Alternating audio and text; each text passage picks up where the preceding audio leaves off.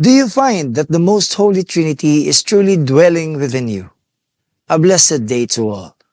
This is our reflection for the day. Holy Spirit, make my heart open to the Word of God.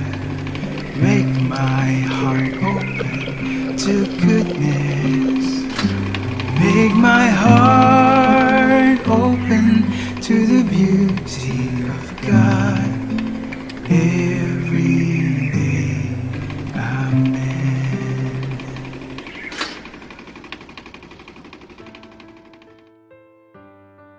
While Therese Martin gave the world her little way, Saint Elizabeth Cates was truly a prophet of the presence of God.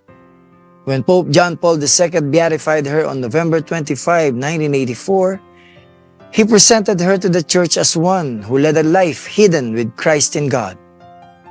However, Saint Elizabeth of the Trinity, born in France in 1880, did not have such auspicious beginnings.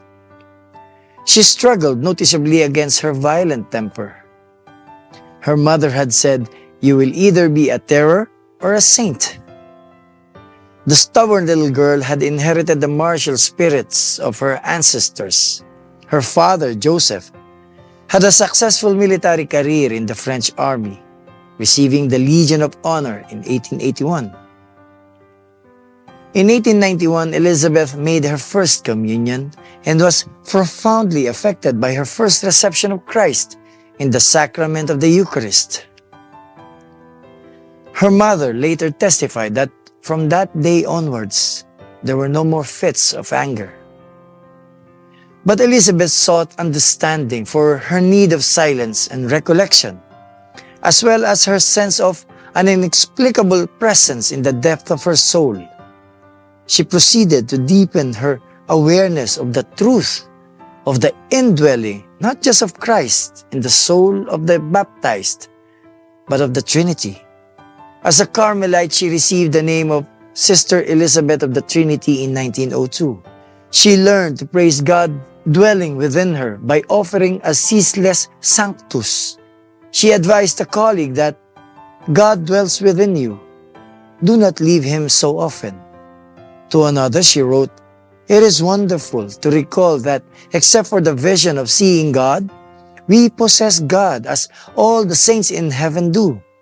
She often referred to the Blessed Trinity as "my three." The call to praise the glory of God also included the call to share in the redemptive sufferings of Christ, and Sister Elizabeth had to accept suffering. In 1902, the young Carmelite suffered from Addison's disease, which at that time was incurable. Elizabeth suffered intense abdominal pains, an inability to digest food, and great thirst. Her stomach became very ulcerated, yet she made frequent and lengthy visits to the Blessed Sacrament. Having received the last rites, she made her confession and received Holy Communion for the last time on November 1, 1906. Elizabeth's last audible words before her death were, "I am going to light, to love, to life." She died on November 9, 1906, at the age of 26, after having lived in Carmel for only 5 years. Pope Francis approved her canonization and was canonized as a saint on October 16, 2016. In today's Gospel reading, the Lord Jesus cried out as if pleading with us, "Whoever believes in me believes not only in me but also in the one who sent me. And whoever sees me sees the one who sent me." Jesus boldly and earnestly declares this truth. The unity of Jesus and the Father are so complete that to honor God is to honor the Son. To trust in the Son is also to trust in the Father. When we fix our eyes on Jesus, we will also see the one who sent Him. The disciple Philip said, "Lord, show us the Father, and that will be enough for us." Jesus answered, "Don't you know me, Philip? Even after I have been among you such a long time?" Anyone who has seen me has seen the Father.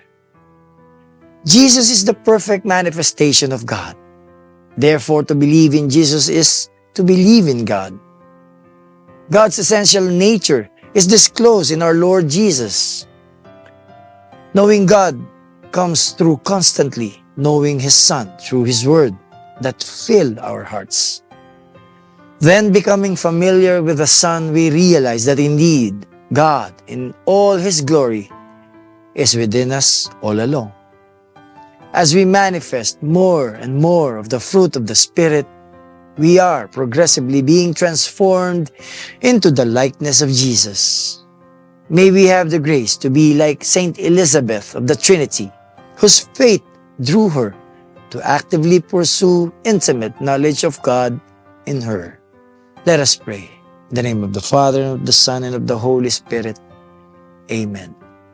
Our Father in heaven, O my God, Trinity, whom I adore, let me entirely forget myself that I may abide in you.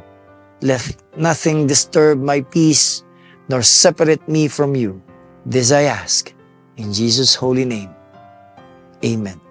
In the name of the Father, and of the Son, and of the Holy Spirit. Amen. God bless your families, brothers and sisters. God bless Couples for Christ and our Catholic faith.